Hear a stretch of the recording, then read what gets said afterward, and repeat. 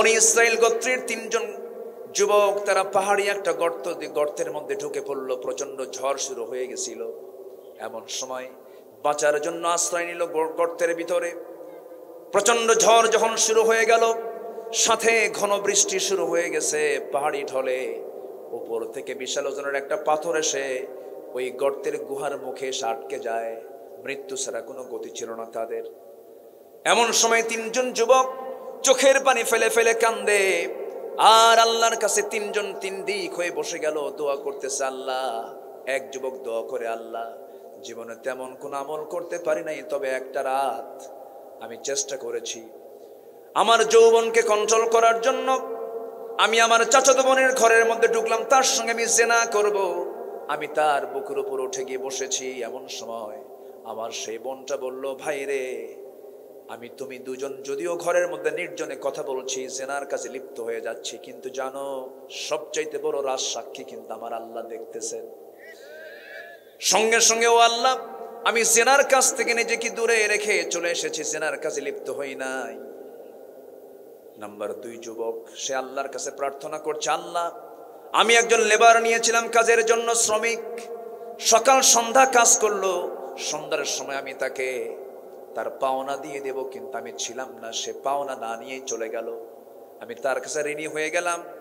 ওই শ্রমিকের পাওনা টাকা দিয়ে আমি একটা ছাগল কিনেছিলাম, সে ছাগলটা বড় করেছি, সেখান থেকে অনেকটা ছাগল জন্ম নিয়েছে, ছাগল পাল হয়ে গেছে।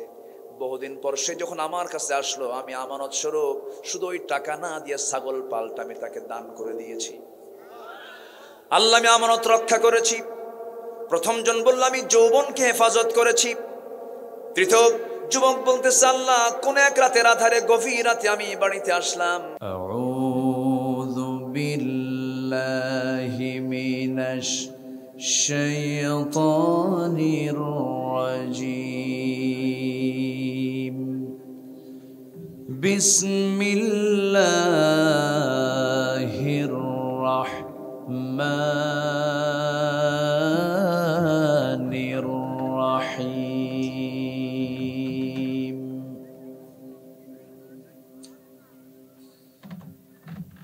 فخلف من بعدهم خلف أضاعوا الصلاة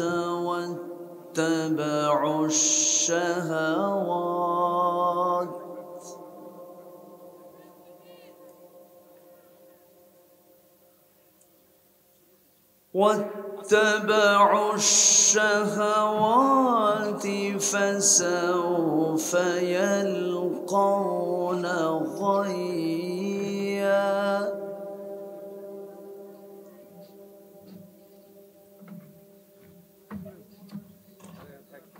إلا من تاب وآمن وعمل صالحا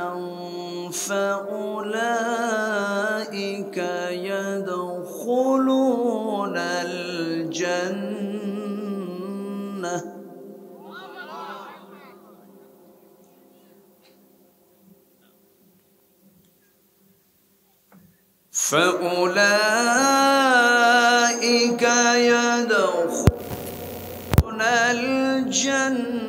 الجنة ولا يظلمون شيئا.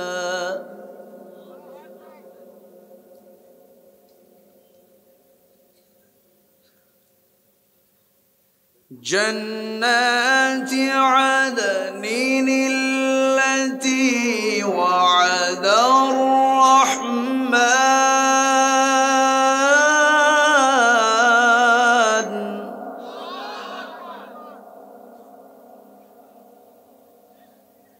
التي وعد الرحمن عباده في الغيب.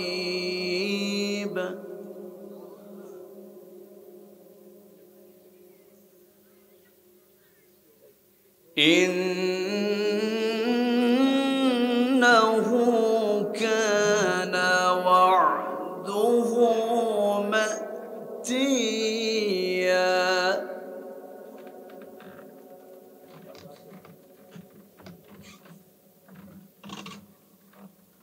لا يسمعون فيها لغوا إلا سلاما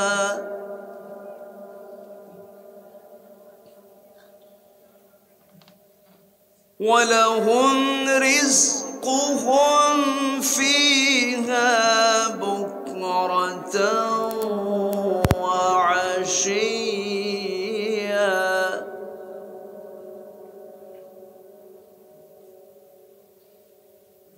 تلك الجنة التي نورث من عبادنا من كان تقيا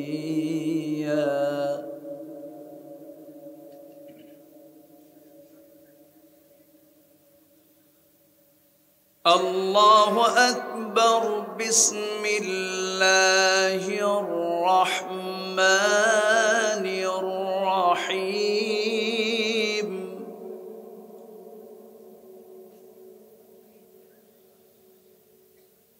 إن الله وملائكته يصلون على النبي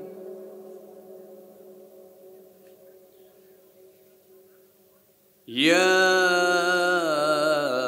أيها الذين آمنوا صلوا عليه وسلموا تسليما اللهم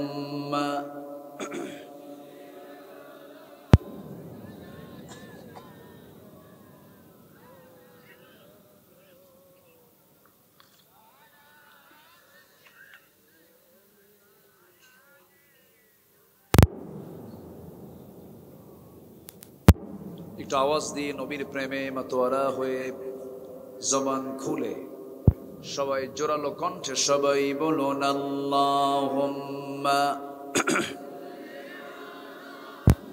سيدنا مولانا محمد وعلى آله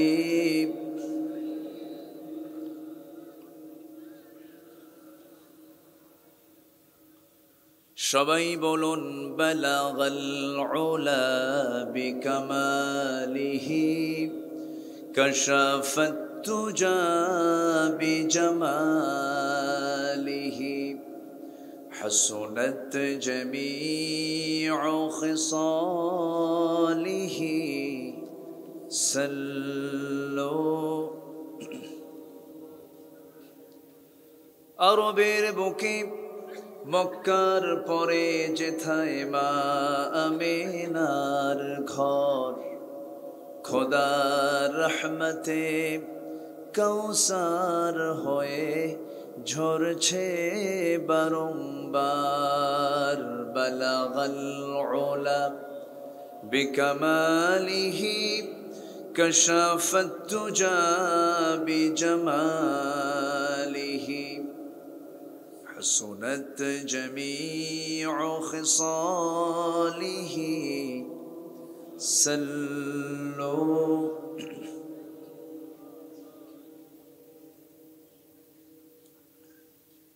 রাজশাহী অঞ্চলের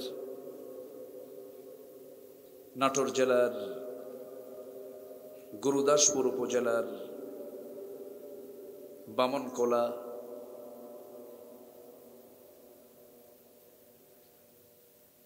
কবরস্থান মাহফিল ইন্তেজামিয়া কমিটি কর্তৃক আয়োজিত ২৮তম ইসলামী জালসা ২০২৪ ২০শে ফেব্রুয়ারিতে অনুষ্ঠিত আজকের এই মহৎ আয়োজনের সম্মানিত সুযোগ্য সভাপতি জনাব আলহাজ আমজাদ হোসেন মোল্লা, আজকের প্রোগ্রামের বরেণ্য প্রধান অতিথি ডাক্তার সিদ্দিকুর রহমান পাটোয়ারি, আজকের মাহফিলের বরেণ্য মেহমান, আমার পূর্বে কথা বলেছেন মুহতারাম মাওলানা এনামুল হক, উপস্থিত হাজারাত উলামাই কেরাম, ফদলা ইজম, সুশীল সমাজ, জাতির শ্রেষ্ঠ সন্তান শিক্ষক মণ্ডলী, জাতির বিবেক সাংবাদিক বৃন্দ, সামনে উপস্থিত দূরে কাছের বিভিন্ন স্থান থেকে ছুটে আসা কালেমার ঝান্ডাবাহী, তৌহিদের পতাকাবাহী, দ্বীন ইসলামের নরসারদুল বীর মুজাহিদ, প্রাণ প্রিয় সম্মানিত দ্বীনী ভাইরা, আড়ালে বসে আছেন শ্রদ্ধেয়া সম্মানিতা মা বোনেরা। আলোচনার সূচনায় আনুষ্ঠানিকতার মধ্য দিয়ে আমার পক্ষ থেকে আবারও দিলখোলা সালাম, আসসালামু আলাইকুম ওয়া রাহমাতুল্লাহি ওয়া বারাকাতুহু। সবাই কেমন আছেন? আমাকে প্রশ্ন করলেন, আল্লাহ তাআলা আমাকে আপনার মতোই আপনার কাতারই রেখেছেন। বলছি আলহামদুলিল্লাহ। সম্মানিত হাজিরিন, সারাদিনের সকল কাজকর্মের ইতি টেনে ক্লান্ত শ্রান্ত দেহটাকে স্বস্তি দেবার জন্য যখন আমরা ধীরে ধীরে বিছানার দিকে চলে যাব, ঠিক সেই মুহূর্তে আমরা বসে আছি কোরআনের টানে, জান্নাতের বাগানে। যে মনিব আমাকে আপনাকে এমন সুন্দর আয়োজনে শামিল হওয়ার তৌফিক দিলেন, সেই মহান রবের শানে বলে উঠছি আলহামদুলিল্লাহ। আবারও বলছি আলহামদুলিল্লাহ। চিৎকার মেরে বলছি আল্লাহুম্মা ইন্নী আসআলুকা আল হুদা ওয়াত তুকা ওয়াল আফাফা ওয়াল গিনা। সবাই বলি আল্লাহুম্মা লাকা আসলামতু ওয়া বিকা আমানতু ওয়া আলাইকা তাওয়াক্কালতু ওয়া ইলাইকা আনাবতু ওয়া বিকা খাসামতু। আমরা আল্লাহ তাআলার শুকর আদায় করে নিলাম। সম্মানিত হাজিরিন, আমার পূর্বের মেহমান তিনি সূরা লোকমান থেকে একটা আয়াতকে সামনে রেখে খুব গুরুত্বপূর্ণ তত্ত্ববহুল কথা বলেছেন।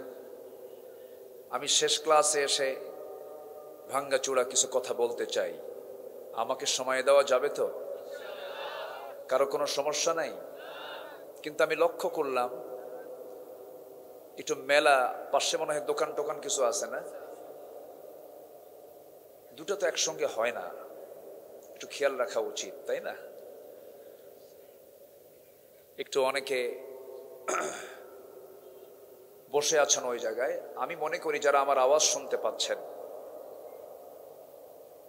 আমি সবার কাছে করজোরে মিনতি জানাই, মেহেরবানি করে কোরআনকে সম্মান জানিয়ে, কোরআনকে ভক্তি শ্রদ্ধার চোখে দেখে যে যেখানে আছেন আমরা মাহফিলের এই বরকতময় ময়দানে বসে যাই।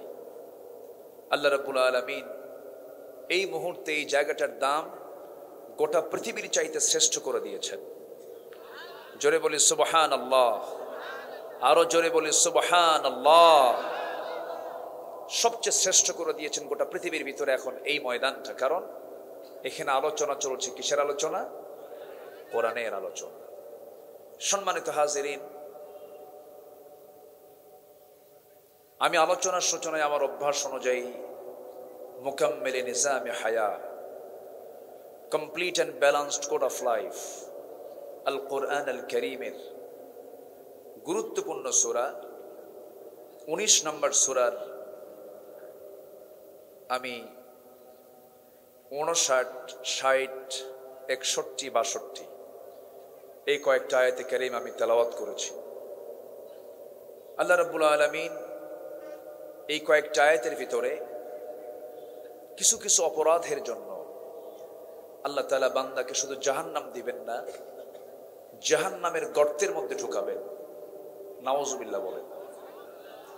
এবং এই ভয়ঙ্কর শাস্তি থেকে বাঁচার জন্য আল্লাহ রাব্বুল আলামিন আবার 3টি কাজ করতে বলেছেন।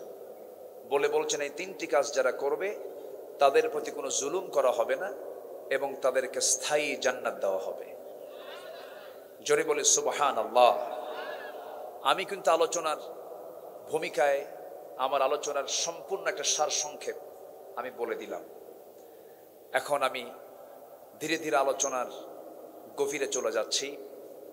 আমি প্রথমেই বলে নেই একটি আদর্শ মাহফিলের বৈশিষ্ট্য হলো যদি কোরআন থেকে কিছু কথা শুনতে হয়, আল্লাহ তাআলা টাইম নিয়ে একটা সূরা দিয়েছেন, দ্য টাইম, সময় নামে একটা সূরা নাজিল করেছেন। সেই সূরার নামটা কি বলেন তো? সূরাতুল আসর, সময়। ফজরের সময় যদি কেউ সূর্য ওঠার পরে পড়ে হবে? আসতে কয় হবে। আচ্ছা, তাহলে নামাজটা হতে হবে অসময়ে না সময়? সময়। জোহরের সালাত যদি কেউ আসরের সময় পড়ে হবে? হবে না।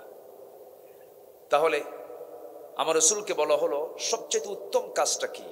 আমার রাসূল বলেন as-salatu ala waqtiha, সময় মতো নামাজ।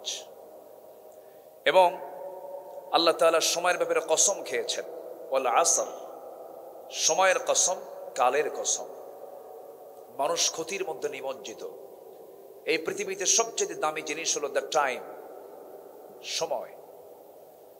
হয়তো আমার এই ওঠাটাকে অনেকে পছন্দ করেননি, এমনও মাহফিল আমার দেশে আছে, তবে এই কালচারটা অনেকটাই কমে গেছে। আমি গতকাল যেখানে মাহফিল করেছি সেখানে আমার মাহফিল শেষ।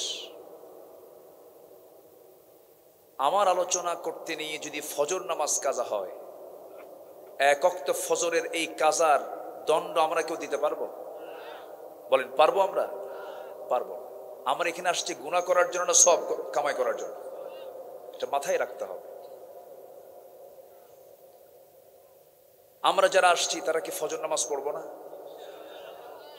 নিয়ত আছে তো নাকি? সবার কি নিয়ত আছে? জোরে বলি ইনশাআল্লাহ। ফজর নামাজ না পড়ে অনেকে বলে হুজুর ওয়াজ শুনতে খুব মজা লাগে কিন্তু হুজুর পানি খুব ঠান্ডা, তাহলে তো হলো না। সম্মানিত ভাইয়েরা, মাহফিলটা একটা কবরস্থানকে কেন্দ্র করে। এখানে অনেক কবরবাসী আছেন।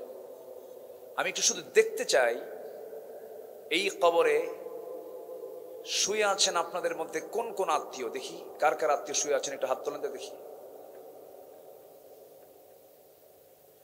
যাক, ভালো। বলি আলহামদুলিল্লাহ, জোরে বলি আলহামদুলিল্লাহ।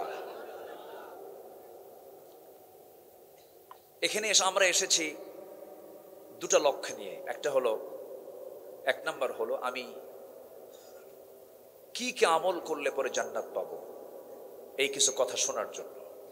নাম্বার 2 হলো এখানে এসেছি আমরা আমাদের ভিতরে যাদের আত্মীয় স্বজন দুনিয়া থেকে বিদায় নিয়েছেন তাদের রুহের মাগফিরাত কামনার জন্য, নাকি এরকম নিয়ত আছে নাকি না বলেন?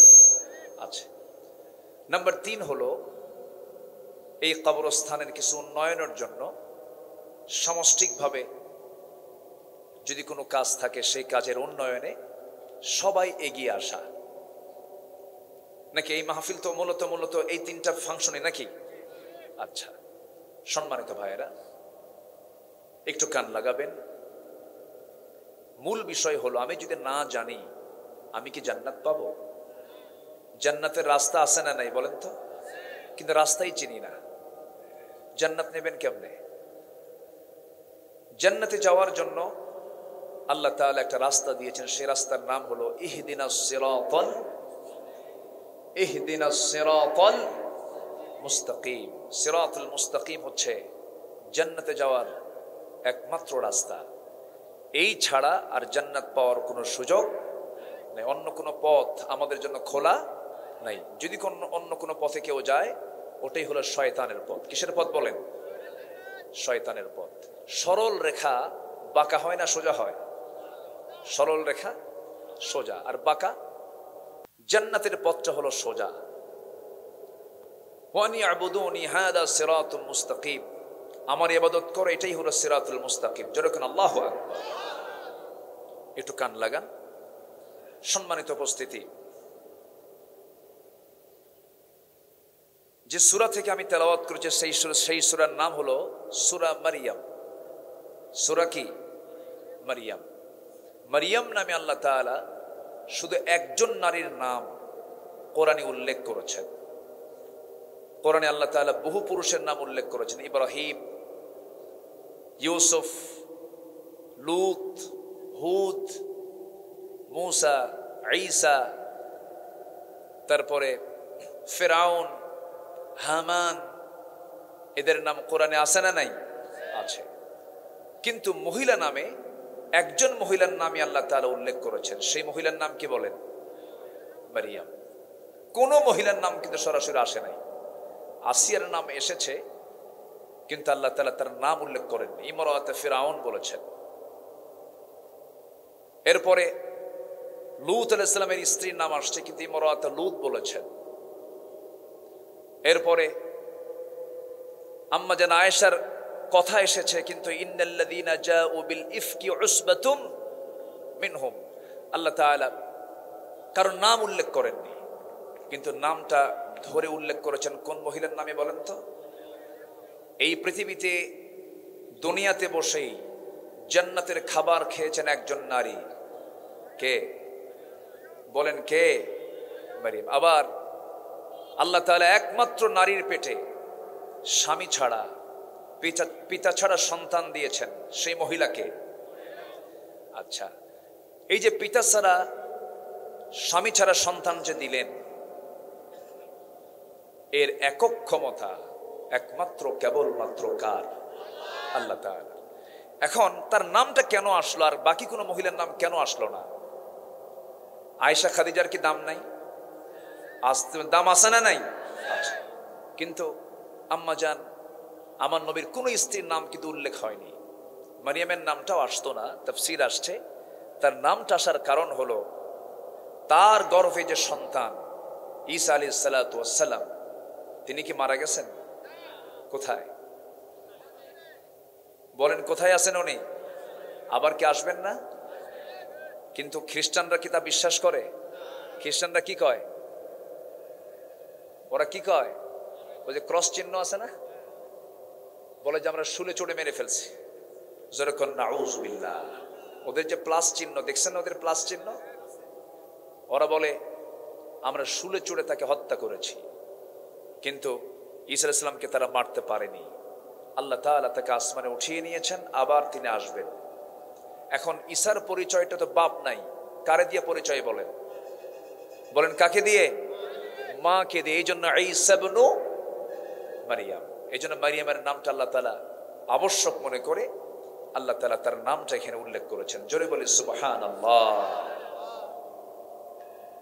আমার বন্ধুগণ, মারইয়ামের জীবন আলোচনা আজকে আমার সাবজেক্ট নয়।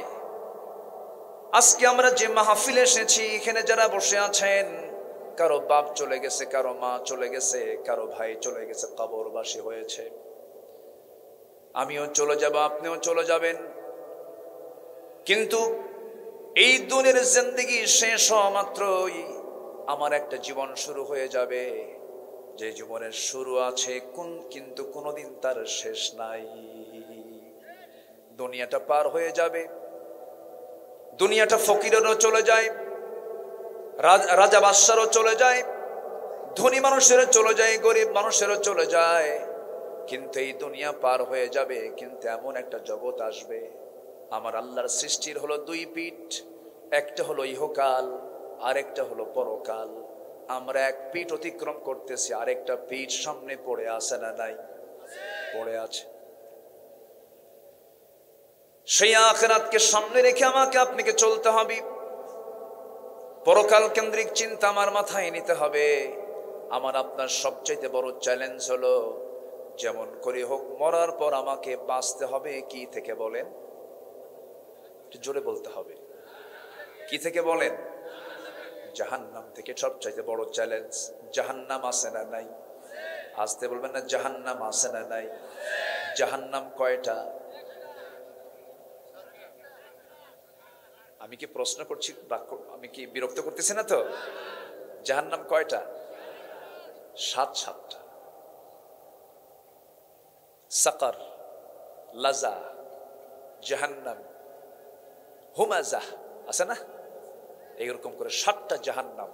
আমার একটা আলোচনা আছে, আজ থেকে আরো 12 বছর আগে আমি আপনাদের এই অত্র অঞ্চলের সবচেয়ে বড় মাহফিল দারুল আমান ট্রাস্ট, সেখানে আমি জান্নাত এবং জাহান্নামের আলোচনা করেছি। সেখানে কোন আমলে কোন জান্নাত, কোন আমলে কোন জাহান্নাম আমি আলোচনা করেছি। যেহেতু আজকে সূরা মারিয়াম ধরেছি, তো সেখান থেকে কিছু কথা বলতে চাচ্ছি।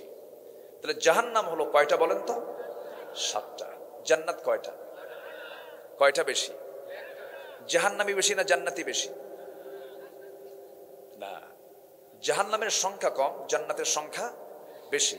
কিন্তু জাহান্নামে যাবে বেশি না জান্নাতে যাবে বেশি? জোরে বলেন।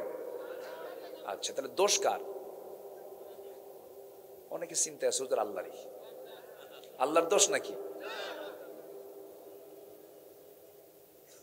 আল্লাহ তাআলা জান্নাত রেখে দিয়েছেন আর জাহান্নাম রেখে দিয়েছেন, এবং সবকিছু ওপেন করে দিয়েছেন। বান্দা, আমি তোমার সামনে সবকিছু ওপেন করে দিলাম, এই আমলটা করবা, জান্নাত বুঝে নিবা। এই আমলটা করবা, জাহান্নামও বুঝে নিবা। সবকিছু বিষয়, হালাল হারাম, ন্যায় অন্যায়, সত্য মিথ্যা, সবকিছুকে আড়াল করে না প্রকাশ্য? সব কি স্পষ্ট না? অস্পষ্ট না সুস্পষ্ট? সুস্পষ্ট। আমার বন্ধুগণ, আমার আপনার জীবনের সবচেয়ে বড় চ্যালেঞ্জ হলো জাহান্নাম থেকে আমি কেমন করে বাঁচবো, জাহান্নাম থেকে আমি কেমন করে পরিত্রাণ পেয়ে যাব। জাহান্নাম থেকে বাঁচার জন্য জাহান্নামের আমলগুলো বাদ দিতে হবে, জান্নাতের আমলগুলো করতে হবে। জাহান্নামের বদ আমলগুলো কি কি তারও তালিকা কোরআনে আছে। জান্নাতে যাওয়ার আমলগুলো কি কি তারও তালিকা আছে। আল্লাহ রাব্বুল আলামিন বলছেন, বান্দা, আমি তোকে এমন কিছু বদ আমল আছে, যে বদ আমলের জন্য আমি তোকে শুধু জাহান্নাম দেব না, জাহান্নামের গর্তের মধ্যে আমি তোরে ঢুকাবো। জাহান্নামের গর্ত এত ভয়ঙ্কর, জাহান্নামের গর্ত দেখে জাহান্নাম পর্যন্ত ভয় পায়। এত ভয়ঙ্কর জাহান্নামের গর্তগুলো, অনেকগুলো গর্ত আছে। এর মধ্যে একটা গর্তের নাম হলো, এখানে আল্লাহ তাআলা উল্লেখ করেছেন, গাইয়া। কি বলেন তো? গাইয়া। আল্লাহ রাব্বুল আলামিন বলেন, فخلف من بعدهم خلف أضاعوا الصلاة واتبعوا الشهوات فسوف يلقون غيا। আল্লাহ রাব্বুল আলামিন বলেন, যে সমস্ত বান্দার ভিতরে আমি মারাত্মক দুটো দোষ পেয়ে যাব, তাকে আমি শুধু জাহান্নাম দেব না, জাহান্নামের গর্তের মধ্যে ঢুকাবো। সেই জাহান্নামের গর্তের নাম এখানে আসছে গাইয়ুন, গাইয়া নামক গর্ত, গাই নামক গর্ত। যে গাই নামক গর্তটা এত ভয়ঙ্কর, জেলখানার ভিতরে যারা জেল খাটছেন, জেলের ভিতরে ভালো মানুষও যায়, মন্দ মানুষও যায়। আল্লাহর পয়গম্বররাও জেল খেটেছেন, ইতিহাসে আছে না নাই? আসতে বলবেন না, আছে না নাই? আচ্ছা, যেমন বলেন তো, একটা নবীর নাম বলেন তো। ওয়াজ তো সবাই পারেনি দেখি, বলি আলহামদুলিল্লাহ। সাইয়েদনা ইউসুফ আলাইহিস সালাতু ওয়াস সালাম, তিনি জেল খেটেছেন। তার কি কোনো দোষ ছিল? আচ্ছা, তার মামলা কি ছিল বলেন তো? হ্যাঁ, কিন্তু নবীর কি কোনো দোষ ছিল? খুব সুন্দর একটা অ্যান্সার দিয়েছে এখানে যুবকটা। তাকে অভিযোগ দেওয়া হলো, পরকীয়ার অভিযোগে অভিযুক্ত করা হলো, কিন্তু এটা ছিল জোরপূর্বক, জুলাইখার জোরপূর্বক একটা আবদার। কিন্তু আল্লাহর পয়গম্বর কি সেই সেই প্রস্তাবকে গ্রহণ করেছিলেন না। কিন্তু এরপরেও জুলাইখার কিছু হলো না, পানিশমেন্ট হলো আল্লাহর পয়গম্বর ইউসুফের। তাহলে এখান থেকে প্রমাণ হয়, যুগে যুগে কিছু জালিম শাসক আছে এবং থাকবে, যারা নিরপরাধ নির্দোষ মানুষকে জেলে পৌঁছায় মারবে। আছে না নাই? কি ব্যাপার? হ্যাঁ,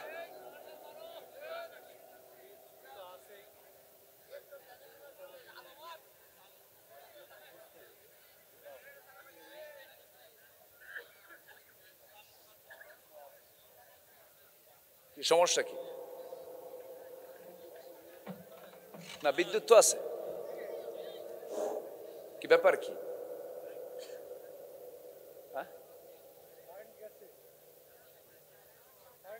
বিদ্যুৎ যায় না তো কি হলো এটা? আমার গলার জোর এত বেশি হয়ে গেছে,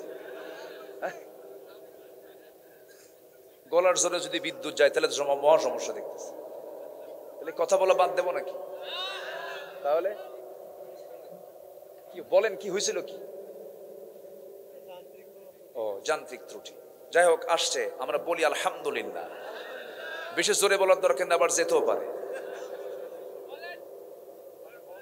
সম্মানিত ভাইয়েরা, আমার কথায় কোনো বেজার হচ্ছেন না তো? আমাকে সবাই চেনেন তো নাকি? চেনার তো কথা। গুরুদাস পুর না, গুরু আবার দাস, জি।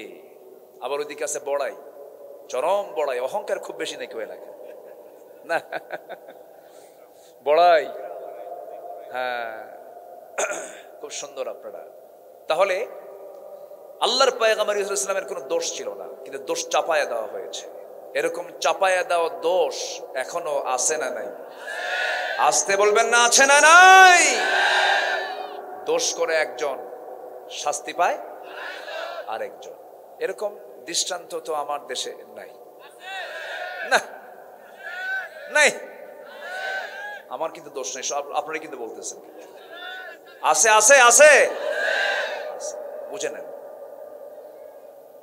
তাহলে আল্লাহর নবীরা নির্যাতিত হয়ে জেলেও থেকেছেন, তাও কি জানেন? পরকিয়া, এই একটা অভিযুক্ত করা হলো, কোনো দোষ ছিল না তার।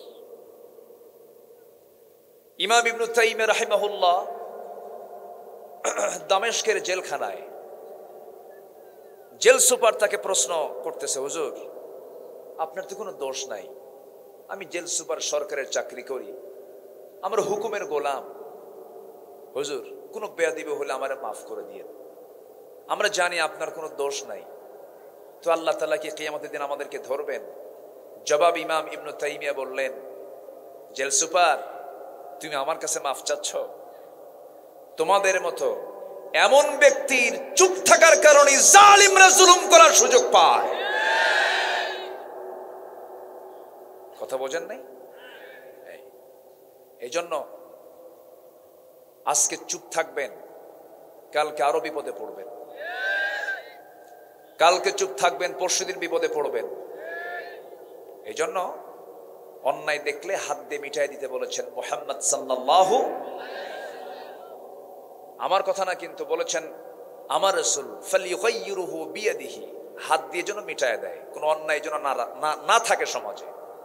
হাতের ক্ষমতা নাই, মুখ দিয়ে যেন প্রতিবাদ করে, মুখেরও ক্ষমতা নাই, অন্তর দিয়ে যেন ঘৃণা করে। ওয়াযালিকা আদআফুল ঈমান, এটা হলো সবচেয়ে দুর্বল ঈমানের পরিচয়। তাহলে রাসূল এক নম্বর ঈমানের পরিচয় বললেন কি দিয়া? অন্তর দিয়া, মুখ দিয়া, না হাত দিয়া? তাহলে হাত দিয়ে যদি আপনি প্রতিবাদ করতে যান, একা পারবেন না? একটা উম্মাহ লাগবে, একটা সংঘবদ্ধ শক্তির দরকার আছে না নাই? এই দেশ কি এমনি স্বাধীন হয়েছে? মুক্তিযোদ্ধা, ফ্রিডম ফাইটাররা এক হয়েছেন, সমন্বিত সম্মিলিত সংগ্রামের মধ্য দিয়ে, রক্তক্ষয়ী সংঘর্ষের মধ্য দিয়েই একটি জাতির নতুন ইতিহাস তৈরি হয়েছে। ঠিক তেমনি আপনি যদি সম্মিলিতভাবে যদি অন্যায়ের বিরুদ্ধে মোকাবেলা না করেন, তাহলে কি সফল হওয়া যাবে? কিন্তু কোন প্ল্যাটফর্মে আপনি এক হবেন, এটাই প্রশ্ন। সেই প্ল্যাটফর্মের নাম কি? দুনিয়ার কোনো ব্যক্তির সামনে নির্বাচিত ব্যক্তি, তিনি হচ্ছেন মুহাম্মদ সাল্লাল্লাহু, তিনি হচ্ছেন আমার লিডার, তিনি আমার কি লিডার। আর প্ল্যাটফর্ম হলো ইসলাম। প্ল্যাটফর্ম কি? আরো জোরে, আরো জোরে। ইসলাম নামক প্ল্যাটফর্মে মুসলিম উম্মাহ এক হবে। কিন্তু দুঃখজনক হলো সত্য, আজকে গোটা পৃথিবীতে মুসলমানরা কি এক হতে পারেনি।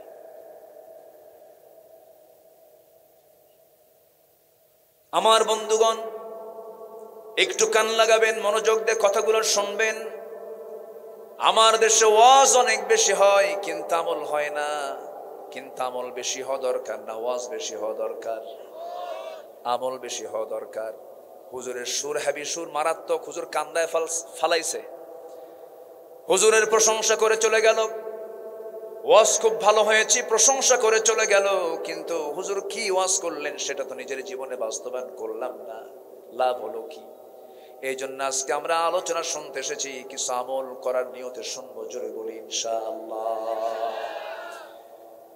জাহান্নামের গর্তের নাম বলেছে, জাহান্নামের গর্তের নাম কি বলেন? গাই বলেন সবাই, গাই বলেন কি? গাই, আবার বলেন কি? গাই। গাই নামক গর্তের মধ্যে ঢুকাবেন, দুটো অপরাধ করলে পরে শুধু জাহান্নাম না, জাহান্নামের গর্তের মধ্যে ঢুকায় দিবেন। জেলের মধ্যে একটা সেল আছে, জেলের মধ্যে সেল আছে না নাই? জেলে আরাম পাওয়া যায়, কিন্তু সেলে কি আরাম পাওয়া যায়? জেলের মধ্যে আরেকটা জেল হলো সেল। সেখানে একটা ছোট্ট জায়গা থাকে, ধরেন 4 হাত বাই 5 হাত অথবা 6 হাত, সীমিত একটা জায়গার ভিতরে। সেখানে পায়খানা সেখানেই করতে হয়, পেশাব সেখানেই করতে হয়, একটা ড্রেন থাকে। যারা ইনসাইডে গেছেন তারা দেখেছেন, এটা হচ্ছে সেল। তো আল্লাহ তাআলা বলছেন জাহান্নাম শুধু না, আমি তোকে জাহান্নামের গর্তের মধ্যে ঢুকাবো যদি দুটো অকাম করে আসিস। কয়টা অকাম? 2টা অকাম। 1 নম্বর হলো যারা নামাজকে নষ্ট করে ফেলেছে। আমার দেশে তো বেনামাজি নাই, আসতে বলে, আসতে বলবেন না, আছে না নাই? আচ্ছা, মনে হয় আমি কষ্ট দিয়ে ফেলতেছি। হুজুর আজকে আপনাদের তো আপনি জাহান্নামে ঢুকাই দিলেন। ভাইরে, নামাজ, আমার বুকটা ফেটে যায় জানেন। 18 কোটি মানুষ আমার দেশে, 18 কোটি, কম কথা না কিন্তু। আমার মনে হয় আরব গালফেও এত লোক নাই। আরবের যে আরব গালফ যে কান্ট্রিগুলো আছে, এত জনগণ মনে হয় হবে না সব মিলেও, হয়তো সমান সমান হতে পারে। এত বিশাল জনগোষ্ঠী মুসলিম, অথচ নামাজ পড়ে মাত্র 5%। কয় পার্সেন্ট বলেন? 5%। বুকটা ফেটে যায়। নামাজি নাই। কিন্তু আমার বন্ধুগণ, যদি প্রশ্ন করি আমার দেশে এই মুহূর্তে মসজিদ বেশি না মুসল্লি বেশি? আসতে বলবেন না কি বেশি? বলেন। মুসল্লির তুলনায় মসজিদ বেশি। ছোট্ট একটা গ্রাম, আগে অনেক মিল ছিল, অনেক দূর থেকে বুড়া মুরব্বীরা মসজিদ আসতেন হেঁটে হেঁটে। তারা ভাবতেন দূর থেকে যাব, সওয়াব প্রত্যেক কদমে কদমে বেশি পাওয়া যাবে। আজ থেকে 20-30 বছর আগের দিকেও তাকান, দূর থেকে মসজিদে হেঁটে হেঁটে চলে যেত। মসজিদ বানানোর কোনো প্রয়োজন ছিল না। তারা মনে করতো আমরা বড় জামাত করব, বড় জামাতে নামাজ পড়ব। কিন্তু আজকে গ্রুপ গ্রুপ হয়ে হয়ে একটা গ্রামের মধ্যে এই প্রান্তে একটা মসজিদ, মাঝখানে একটা মসজিদ, ওই কোণার একটা মসজিদ। আমি কি ভুল বলতেছি? মসজিদ বেশি দরকার না মুসল্লি বেশি দরকার? মুরব্বী রাগ করতেছেন না তো? এই কথাগুলো বলার দরকার আছে না? কেন মসজিদ বেশি হলো? মসজিদ বেশির কারণ হলো, ওর দাদার জায়গার উপরে মসজিদ, আমার দাদা নাই। তোর দাদার জায়গায় মসজিদ নামাজ পড়তে যাব না, আমার দাদার জায়গার উপরে মসজিদ বানাবো। যে মসজিদ তৈরির লক্ষ্য হলো ভ্রাতৃত্ব নষ্ট করা, সেই মসজিদে নামাজ পড়াও জায়েজ নাই। ঠিক কিনা? আমি কিন্তু কথাগুলো মেরে দিচ্ছি, যে দিক দিয়ে যায় সেদিক দিয়ে চলে যাক। ঠিক আছে না কথাগুলো? খালি টাকা আছে দেখি আপনি মসজিদে একটা জায়গা দান করবেন, এটা এতই সহজ। আমার রাসূল কিছু মসজিদের দেরার যেটা ছিল আগুন দিয়ে জ্বালায় দিয়েছেন রাসূল। মুনাফিকদের মসজিদে কি ধরায় দিয়েছেন? আগুন ধরায় দিয়েছেন। আমার বন্ধুগণ,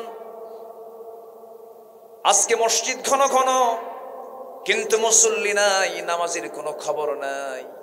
ফজরের সময় আজান হয়, একটা গ্রামের 3টা মসজিদ থেকে আজান হয়ে যায়। আজান চলছে মসজিদ থেকে, মসজিদগুলো পাকা পাকা হয়ে গেছে, টাইলসওয়ালা মসজিদ। কিন্তু আমার নবীর মসজিদটা ছিল, সেই মসজিদটা পাকা না কাঁচা ছিল? কাঁচা ছিল। কিন্তু মসজিদ ছিল কাঁচা, ইমানটা ছিল পাকা হারে। কি পাকা ঈমান ছিল তাদের। আমার নবীজি নামাজে দাঁড়াইছেন, মুসল্লিরা নামাজে দাঁড়ায় গেছেন, কি মজা পেয়েছেন নামাজের ভিতরে। এই গত রমজানে আমি আমার নবীর কবরের পাশে দাঁড়িয়ে নামাজ পড়েছি। নবীজির কবর থেকে মাত্র 20 হাত দূরে আল্লাহ পাক আমাকে বহুবার নিয়েছেন। এই রমজানে তারাবির নামাজ শেষ হয়ে গেল। তারাবির নামাজ শেষ হওয়ার পর সেই জায়গার কিছু ইমামদের সঙ্গেও পরিচয় আছে। আল্লাহ তাআলা এই ভাগ্যটা আমাকে দিয়েছেন আপনাদের দোয়ায়, আলহামদুলিল্লাহ। আব্দুর রহমান সুদাইসির নাম শুনেছেন তো? দেখা করেছি, কথা বলেছি। ডক্টর মহসিন আল কাসিম, মদিনার যিনি ইমাম, তার সঙ্গে দেখা হয়েছে, কথা বলেছি, পরিচয় পর্ব করেছি। এই রমজানে আমার নবীর কবর থেকে মাত্র 20-30 হাত দূরে নামাজে দাঁড়ায় গেলাম কিয়ামুল লাইল। নামাজ তো তারাবি হয়ে গেছে, এরপরে কিয়ামুল লাইল ইমাম সাহেব দাঁড়াইছেন। ইমাম সাহেবের বয়স হলো 90 বছর। কত বছর? আপনার বয়স কত হবে? 75 বছর। ওনার চাইতে 15 বছরের বড়। 90 বছরের বুড়া ইমাম, বয়োবৃদ্ধ ইমাম নামাজে দাঁড়ালেন, নামাজ শুরু করলেন। কিয়ামুল লাইল তিনি পড়াচ্ছেন 2 রাকাত। কিয়ামুল লাইল নফল নামাজ পড়তে সময় লেগেছে 39 মিনিট। যেরকম সুবহানাল্লাহ। ওটা কি নামাজ? নফল নামাজ। 2019 সালে মনে আছে, আমার বাবা ডান পাশে, একসঙ্গে হজে গিয়েছিলাম আমি আর বাবা। বাবার পায়ে সমস্যা, নামাজে দাঁড়াইছি, নামাজ পড়তেছি। এরকম বয়স্ক ইমাম ফজর 2 রাকাত নামাজ পড়ালেন। নামাজ পড়তে পড়তে সময় লেগে গেছে প্রায় 29 মিনিট। যদি আমার দেশের কোন ইমাম যদি ফজরের নামাজে যদি 29 মিনিট সময় দিয়ে যদি একদিন নামাজ পড়ায়, নামাজও শেষ, বলবে হুজুর টোপলা নেন। ঠিক কিনা? সময় তো দিতে হবে নামাজের ভিতরে। আমরা ওয়াজ শুনি ঘন্টা ঘন্টা, কিন্তু নামাজ পড়তে বিরক্ত, তার লাভটা হলো কি? ওয়াজে বেশি সময় দরকার না, নামাজে বেশি সময় দরকার? নামাজে। আল্লাহ তাআলা বলছেন ফাখালাফা মিন বাদিহিম খালফুন আদাউস সালাহ ওয়াত্তাবাউশ শাহাওয়াত। আমি তাদেরকে জাহান্নামের গর্তের মধ্যে ঢুকায় দেব যারা নামাজকে নষ্ট করে ফেলেছে, যারা নামাজ পড়ে নাই। আবার আরেক জায়গায় আয়াতের ব্যাখ্যার একটা আয়াত আল্লাহ রাব্বুল আলামিন বলেছেন, কোরআন তেমন একটা কিতাবের নাম, একটা আয়াতের ব্যাখ্যা আল্লাহ তাআলা আরেকটা আয়াতে দিয়েছেন। আল্লাহ রাব্বুল আলামিন বলেন, মা সালাকাকুম ফি সাকার ক্বালু লাম নাকু মিনাল মুসাল্লিন ওয়া লাম নাকু নুতঈমুল মিসকিন ওয়া কুন্না নাখুদু মাআল খায়িদিন। ও জাহান্নামের, আজকে তোমরা জাহান্নামে কেন? জাহান্নামে প্রবেশ হওয়ার মূল কারণটা কি বলো? জাহান্নামীরা বলবে আমরা 4টা কাজ দুনিয়াতে করে আসি নাই। মুখস্থ করবেন কয়টা কাজ? আবার বলেন কয়টা কাজ? আমি কিন্তু আলোচনা শেষে আবার প্রশ্ন করব। রাগ করতেছেন নাকি আপনারা? আমার আলোচনার ধরনটা একটু ভিন্ন। আমি আলোচনা চেষ্টা করি মানুষকে মুখস্থ করে দেওয়ার জন্য, এটা উচিত। আমরা মরা ফেরনের ইতিহাস সব জানি, জানি না? মরা ফেরন, যেটা ফেরন মরে গেছে, ইতিহাস জানি না আমরা? তো মরা ফেরনের ইতিহাস শুনে কি করবেন? তাজা ফেরন যে সমাজে অনেক ঘুরে বেড়ায়, ঠিক কিনা? তাজা ফেরন নাই? আছে না নাই?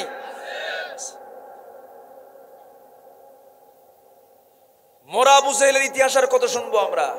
নতুন আবু জেহেল আছে না নাই? বসেন, বসেন, এখানে বসেন, বসেন। এত সুন্দর মানুষ আপনারা, বলি আলহামদুলিল্লাহ।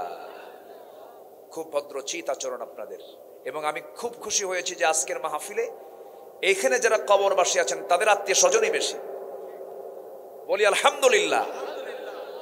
জানেন কবরবাসী তারা আজকে অপেক্ষা করছে, আমার ছেলে, আমার নাতি, আমার আত্মীয় আমার জন্য দোয়া করবে। এটাই তো মাহফিলের মূল লক্ষ্য, তো এটাই। আল্লাহ তুমি কবরবাসীর সমস্ত আযাবকে তুমি আল্লাহ মাফ করে দাও। জোরে বলেন না ভাই আমিন।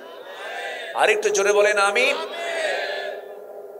আমার দিকে তাকান সম্মানিত ভাইয়েরা, সম্মানিত বন্ধুগণ, জাহান্নামে যাওয়ার মূল কারণ কয়টা বললাম বলেন তো? চারটা। নাম্বার 1 হলো জাহান্নামীরা বলবে আমরা আজান শুনেছি কিন্তু নামাজে যাই নাই। এমন লোক তো আমার দেশে খুঁজে পাওয়া যাবেই না। হ্যাঁ, কিন্তু এই নাজিরপুর বাজারে, এই চাষকর বাজারে ব্যবসায়ীর কানে কানে কি আজান যায় না? আসতে বলেন আজান যায় কি যায় না? সব ব্যবসায়ী যদি আজান শোনার সঙ্গে সঙ্গে, আজানটা মূলত কার ডাক? আসতে বলবেন না কার ডাক? আল্লাহ মানে কে? এই আকাশটা কার? ওই সূর্য কার? ওই চন্দ্র কার? এই জমিনটা কার? আমার প্রাণ কার হাতে? ডাক দিচ্ছেন কে? শুনতেছে কে? শুনতেছে ব্যবসায়ী, আমরা, তাই না? তাহলে আমরা শুনলাম, ডাক শুনলাম আজানের, হাইয়া আলাস সালাহ, হাইয়া মানে কি?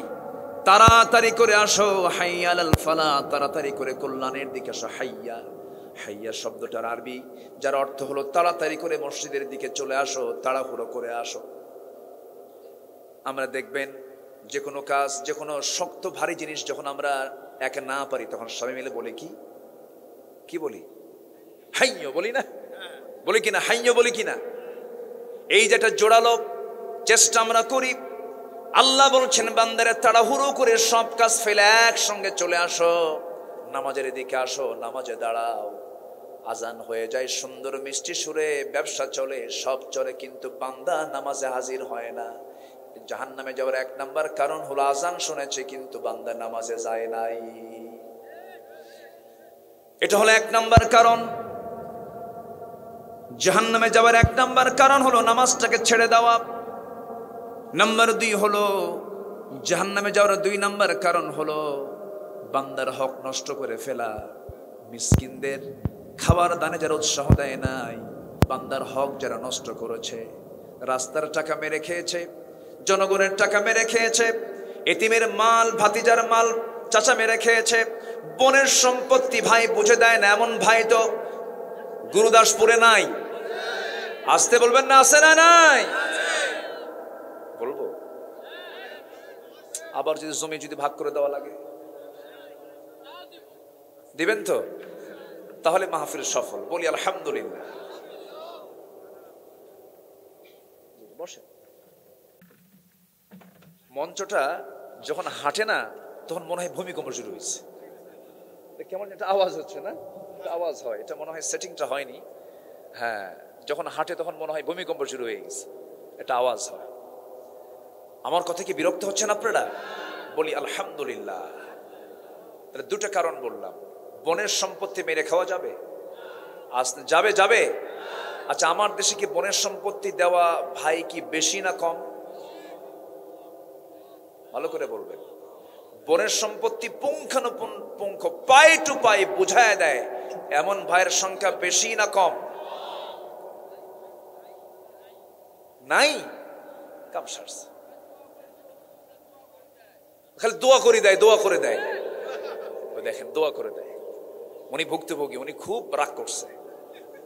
আবার আড়াল থেকে হয়তো মা বোন বলতেছেন, হুজুর একটু ভালো করে রাখুন, ভাই কিছু বসে আছে, যদি অংশটা পাই। ঠিক আছে না? ওয়াজের ফলাফল বোনরা কালকে টের পাবে যে ওয়াজের ফলাফল কি হলো। শোনেন, আল্লাহর হক আর বান্দার হক, এই 2টা ঠিক যদি কোনো বান্দা রাখতে পারে, জান্নাতে যেতে তার কোনো বাধা নাই। যেরকম সুবহানাল্লাহ। কার হক? 1 নাম্বার কার হক? আল্লাহর হক 1 নাম্বার হলো নামাজ। 1 নাম্বার কি বলেন? নামাজ। বান্দার হক আছে না নাই? আচ্ছা, আল্লাহ তাআলা কিন্তু ইচ্ছা করলে কবরের সব হিসাব নিতে পারতেন, কিন্তু আল্লাহকে সব হিসাব কি কবরে নেবেন? কোথায় নেবেন বলেন? সবাই বলেন। হাসরে। কেন এত টাইম কি দরকার? আল্লাহ তো কবরেই ফিনিশিং দিতে পারতেন, কিন্তু কবরে তো হিসাব ক্লিয়ার হবে না। কেন? আল্লাহর হক নহে। আল্লাহ বললেন তুই নামাজ পড়ছিস না, বিচার করে ফেললেন। কিন্তু যে বান্দা কবরে গেছে, ওর আত্মীয় স্বজন এখনো মরেই নাই। আস্তে কয়, ঠিক কিনা বলেন?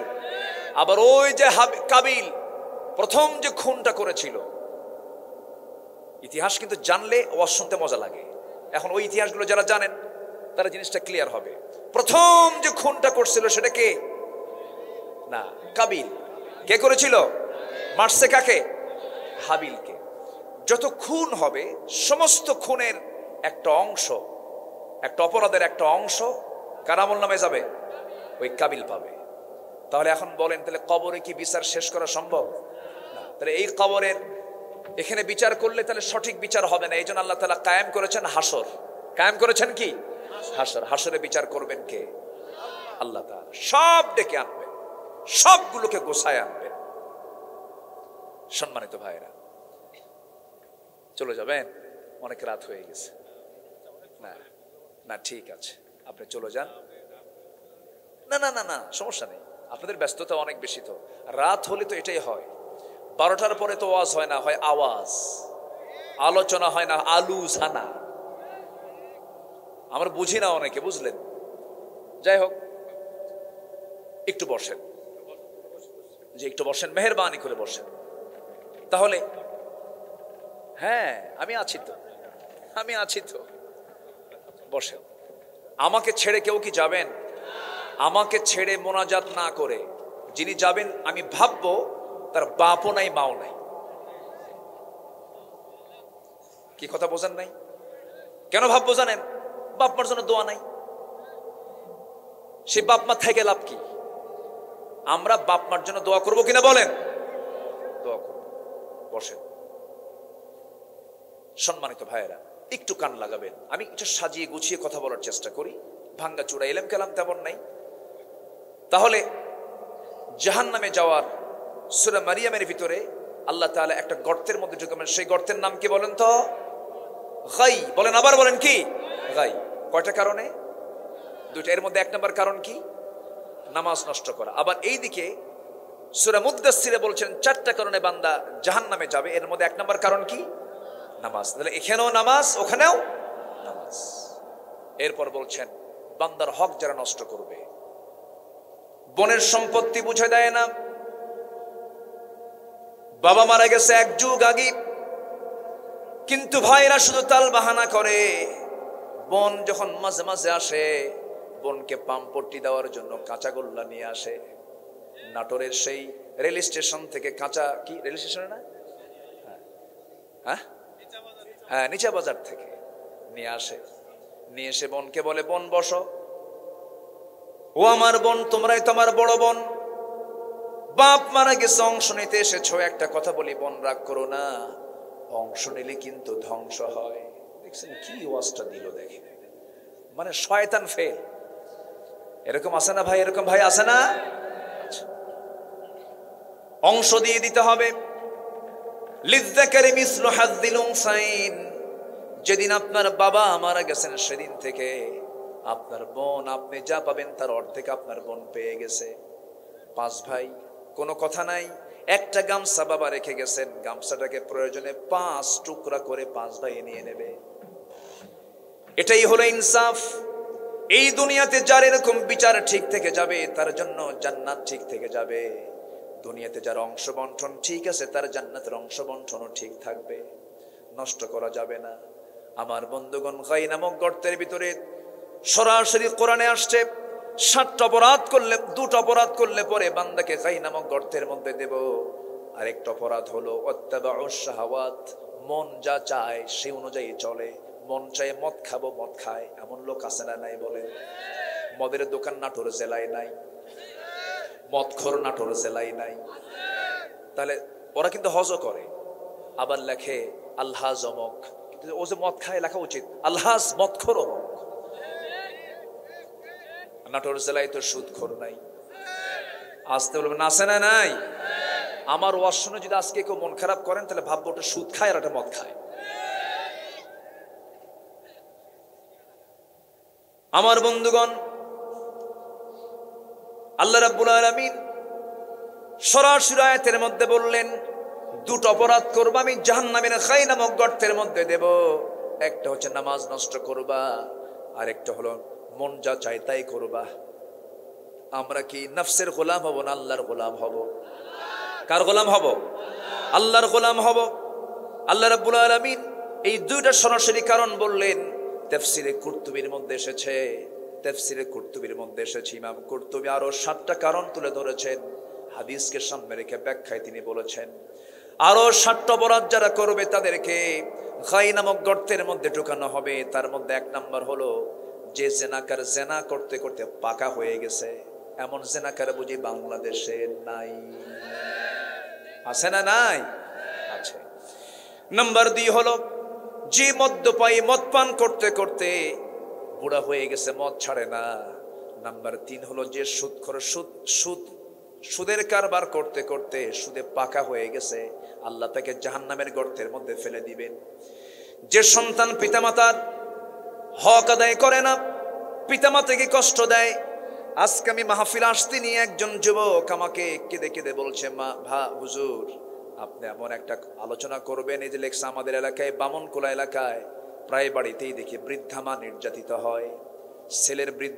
ছেলেরা বৃদ্ধ মার কথা শোনে না, বউদের কথা শোনে। বৃদ্ধ মা নিজে পাক করে, রান্না করে খায়, খুব কষ্টে আছে এ সকল বৃদ্ধ মা।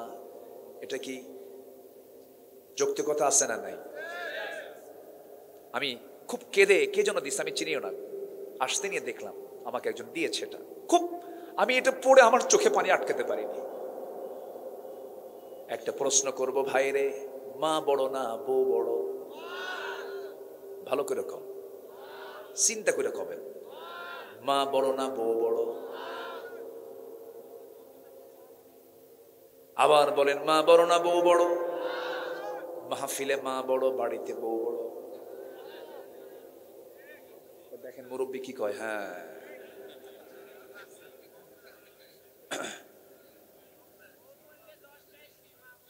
তুমি তো বিয়ে করো না, বুঝবা কি? বুঝবা কিছু? আগে বিয়ে করো তারপরে বুঝবা, ঠিক কিনা? এমনও কিছু বৌমা আছে যাদের আচরণে শ্বশুর থরথর করে কাঁপে। আছে কিনা? আছে না নয়? আপনি স্বামী, আপনার এগুলো মাথায় রাখতে হবে, এগুলো মাথায় রাখতে হবে। বৃদ্ধা মা, উনি রান্না বান্না করে খাবেন একা একা, হাজারো গন্ডগোল লাগুক, এটা হারাম। হাজারো ভুল হয়ে যাক, মা ভুল হলে ওটা আইন, বাপ ভুল করলে ওটাই আইন, কোনো কথা বলা যাবে না। যে সন্তান বাপ মার বিরুদ্ধে বিচার চায় ওটা অবাধ্য, কুপুত্র, ওটা ঠিক কিনা? লজ্জা শরম নাই ওগুলো লজ্জা শরম নাই। কিন্তু মা কিন্তু কাউকে বলে বেড়ায় না, মা বলে না। মাকে আপনি যদি বলেন, মা তোমাকে নাকি তোমার ছেলে এরকম করে, না আমার ছেলে খুব ভালো, আমি কি ভুল বলতেছি? মার কলিজা তোমার মতো না, মার কলিজা হচ্ছে আকাশের মতো উদার। মার সঙ্গে নাফরমানি করা যাবে না। যে সন্তান বুড়াকালে বাপ মাকে দেখার সময় পায় না, বিভিন্ন ব্যবসার অজুহাতে, চাকরির অজুহাতে, এগুলো হারাম, তার কোনো কাজে বরকত হবে না। আমার বন্ধুগণ, পাহাড়িয়া গর্তে 3 জন যুবক একটা সফরে রওনা দিয়েছে। প্রচন্ড ঝড়, গর্তের মধ্যে গিয়ে আশ্রয় নিয়েছে। আমার নবীজি এরকম করে একদিন আলোচনা করছিলেন। আলোচনার মাঝেই আমার নবীজি বলে ফেললেন, সাহাবীরা, বনি ইসরাইল গোত্রের 3 জন যুবক, তারা পাহাড়ি একটা গর্তের মধ্যে ঢুকে পড়লো। প্রচন্ড ঝড় শুরু হয়ে গেছিল। এমন সময় বাঁচার জন্য আশ্রয় নিল গর্তের ভিতরে। প্রচন্ড ঝড় যখন শুরু হয়ে গেল, সাথে ঘন বৃষ্টি শুরু হয়ে গেছে। পাহাড়ি ঢলে উপর থেকে বিশাল ওজনের একটা পাথর এসে ওই গর্তের গুহার মুখে এসে আটকে যায়। মৃত্যু ছাড়া কোনো গতি ছিল না তাদের। এমন সময় 3 জন যুবক চোখের পানি ফেলে ফেলে কান্দে, আর আল্লাহর কাছে 3 জন 3 দিক হয়ে বসে গেল, দোয়া করতেছে। আল্লাহ, এক যুবক দোয়া করে, আল্লাহ জীবনে তেমন কোন আমল করতে পারি নাই, তবে একটা রাত আমি চেষ্টা করেছি, আমার যৌবনকে কন্ট্রোল করার জন্য আমি আমার চাচাতো বোনের ঘরের মধ্যে ঢুকলাম, তার সঙ্গে আমি জেনা করব। আমি তার বুকের উপর উঠে গিয়ে বসেছি। এমন সময় আমার সেই বোনটা বলল, ভাই রে, আমি তুমি দুজন যদিও ঘরের মধ্যে নির্জনে কথা বলছি, জেনার কাছে লিপ্ত হয়ে যাচ্ছি, কিন্তু জানো সবচাইতে বড় রাজ সাক্ষী কিন্তু আমার আল্লাহ দেখতেছেন। সঙ্গে সঙ্গে ও আল্লাহ, আমি জেনার কাছ থেকে নিজেকে দূরে রেখে চলে এসেছি, জেনার কাছে লিপ্ত হই নাই। নাম্বার 2 যুবক, সে আল্লাহর কাছে প্রার্থনা করছে, আল্লাহ আমি একজন লেবার নিয়েছিলাম কাজের জন্য, শ্রমিক, সকাল সন্ধ্যা কাজ করলো, সন্ধ্যার সময় আমি তাকে তার পাওনা দিয়ে দেব, কিন্তু আমি ছিলাম না, সে পাওনা না নিয়েই চলে গেল। আমি তার কাছে ঋণী হয়ে গেলাম। ওই শ্রমিকের পাওনা টাকা দিয়ে আমি একটা ছাগল কিনেছিলাম, সে ছাগলটা বড় করেছি, সেখান থেকে অনেকটা ছাগল জন্ম নিয়েছে, ছাগল পাল হয়ে গেছে। বহুদিন পর সে যখন আমার কাছে আসলো, আমি আমানত স্বরূপ শুধু ওই টাকা না দিয়ে ছাগল পালটা আমি তাকে দান করে দিয়েছি। আল্লাহ, আমি আমানত রক্ষা করেছি। প্রথম জন বলল, আমি যৌবনকে হেফাজত করেছি। তৃতীয় যুবক বলতেছে, আল্লাহ কোন এক রাতের আধারে গভীর রাতে আমি বাড়িতে আসলাম, আমার বউ আমাকে অজুর পানি দিল, আমি অজু বানালাম, পরিষ্কার হলাম, আমার হাতে একটা গ্লাস দুধ আমাকে দেওয়ার দিয়ে বলল, তুমি এটা পান করো। আমি এটা পান করলাম না। আমার গ্লাস হাতে নেওয়ার সঙ্গে সঙ্গে আমার মনে পড়ে গেছে বুড়া মায়ের কথা। আমার মা আমার পাশের ঘরে শুয়ে আছি, আমার মেয়েটা দুধ খাওয়ার জন্য অস্থির, মেয়েকেও দিলাম না, আমিও নিলাম না, আমিও খেলাম না। আমার ঘরে গিয়ে দেখি মা ঘুমানো। মা শেষ রাতের দিকে জায়গা পেয়ে দেখে আমি তার সামনে গ্লাস হাতে নিয়ে দাঁড়ায় আছি। আমি সেই সময় আমি আমার মাকে বললাম, মা এই দুধটা তোমার জন্য আমি বরাদ্দ করেছি, আমি খাওয়ার কথা ছিল, আমার মেয়ে খাবে, কেউ খাই নাই, তুমি খাও মা। ওই বৃদ্ধা মাকে আমি আমার নিজের হাতে তুলে দিয়ে খাওয়া দিয়েছি। এতটুকু ছোট্ট খেদমত যদি হয়, আল্লাহ তুমি আমাদের এই বিপদ থেকে বাঁচায়া দাও। প্রথম জন যখন দোয়া করেছে তখন একটু পাথরটা মুখ থেকে সরে গেছে। দ্বিতীয় যুবক যখন দোয়া করেছে, পাথরটা আর একটু সরে গেছে। তৃতীয় যুবক যখন দোয়া করেছে, আল্লাহ এতটুকু যদি তুমি আমার আমলটা পছন্দ করো, তুমি এই বিপদ থেকে বাঁচায় দাও। টোটাল ওই গুহার মুখ থেকে পাথরটা সরে গেল, সঙ্গে সঙ্গে 3 জন বান্দা, 3 জন যুবক এই বিপদ থেকে বেঁচে গেছে। জোরে কোন সুবহানাল্লাহ। ঘটনা বর্ণনা করেছেন মুহাম্মদ সাল্লাল্লাহু আলাইহি ওয়াসাল্লাম। এখান থেকে আমরা শিক্ষা পেলাম কয়টা বলেন? আসতে বলবেন না, কয়টা শিক্ষা পেলাম? 3টা শিক্ষা পেলাম। নাম্বার 1 হলো, আমার বন্ধুগণ, নাম্বার 1 হলো, যুবকরা যারা আছো একটু কান লাগায় শোনো। ও যুবক, তোমার জন্য জান্নাত অপেক্ষা করছে। আল্লাহ তাআলা বলছেন, যুবক তুমি যদি তোমার যৌবনকে কন্ট্রোল করতে পারো, তুমি কি জানো আমার আরশ আজিমের মেহমান, ছায়ার মেহমান আমি তোমাকে বানায় নেব। জোরে কোন সুবহানাল্লাহ। যৌবনকে কন্ট্রোল করতে হবে। বিবাহ পূর্ব কোনো রিলেশন করা যাবে না। আল্লাহর কসম করে বলি, আমার চোখে এ পর্যন্ত ধরা পড়ে নাই অবৈধ রিলেশন করে সম্পর্ক গড়ে যদি কোনো সংসার জীবনে যদি কেউ পদার্পণ করে, অন্তত ওই সম্পর্কের সংসার থেকে কখনো আল্লাহর ওলি কখনো বের হতে পারে না। এই জন্য নোংরামির কাছে যাবা না, অবৈধ কাছে যাবা না। নাম্বার 2 শিক্ষা হলো, আমানতকে কখনো খেয়ানত করা যাবে না।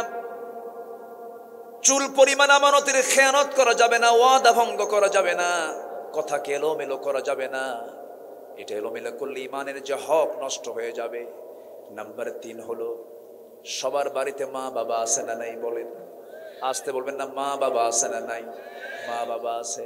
এখন বলেন, ভালো করে বলেন তো, মা বড় না বউ বড়? একটু জোরে বলতে হবে, আরো জোরে বলেন, কে বড়? বসেন, আসেন মুরব্বী, বসেন। আমার ভাইয়েরা, মার দিকটা খেয়াল করতে হবে, বাবার দিকটা খেয়াল করতে হবে। আরেকটা প্রশ্ন করব, সবাই বলেন তো, মা বড় না আব্বা বড়? মা বড় না বাপ বড়? আচ্ছা, মা বাবা যদি নামাজে দাঁড়ায়, ইমাম কি হবে? কেন মা বড় না? হ্যাঁ, বলি আলহামদুলিল্লাহ, জোরে বলি আলহামদুলিল্লাহ। তাহলে যিনি ইমাম হন তার দাম কি কম? আচ্ছা, আদম সিনিয়র না হাওয়া সিনিয়র?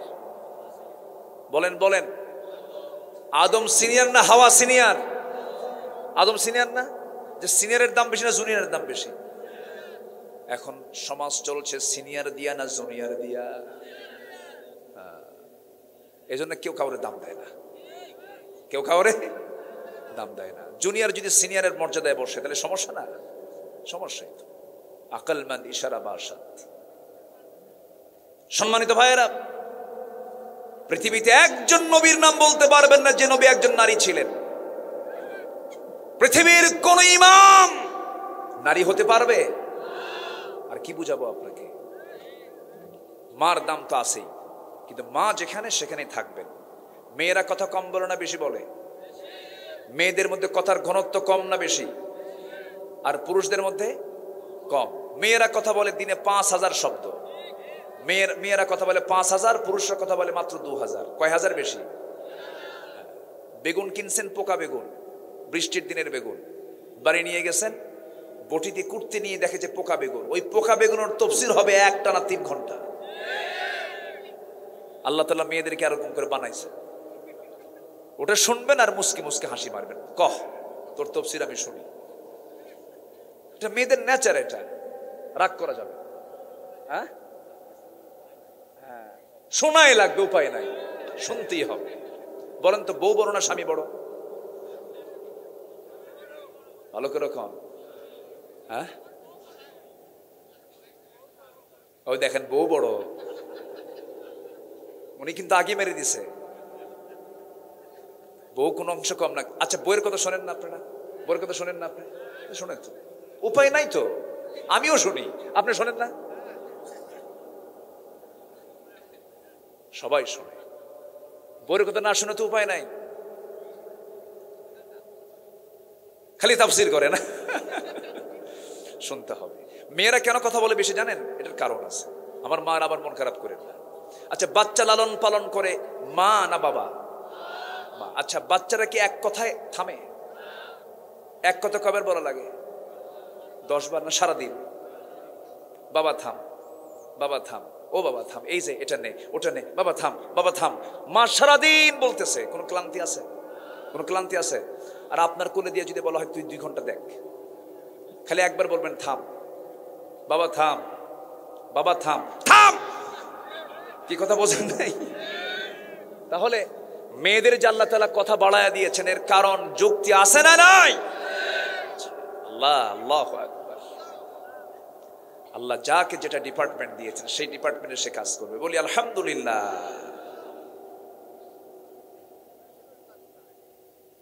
জি, বলি আলহামদুলিল্লাহ।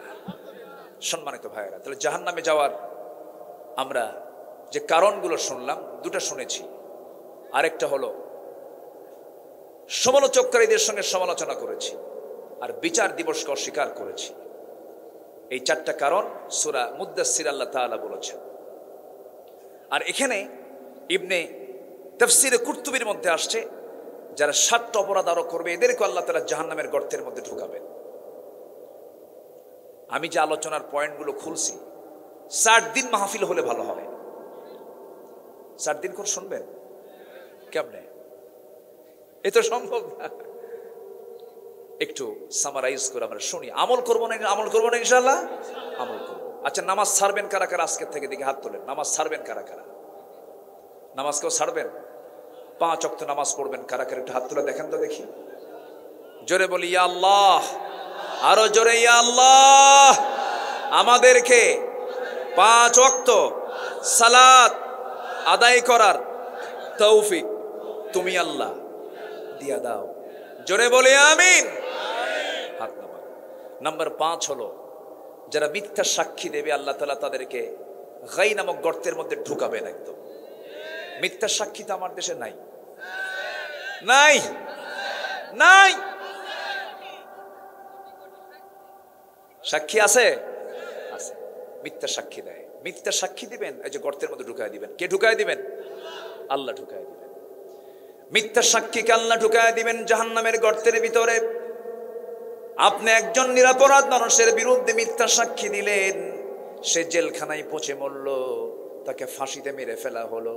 কিন্তু আপনি মিথ্যা সাক্ষী দেওয়ার কারণে ওই লোকটা যে নির্যাতিত হলো, তার বাড়িতে বাবা আছে না নাই, তার হক আছে না নাই, বাড়িতে বউ আছে না নাই, তার হক আছে না নাই, বাড়িতে তার ছেলে মেয়ে আছে না নাই, তার হক আছে না নাই।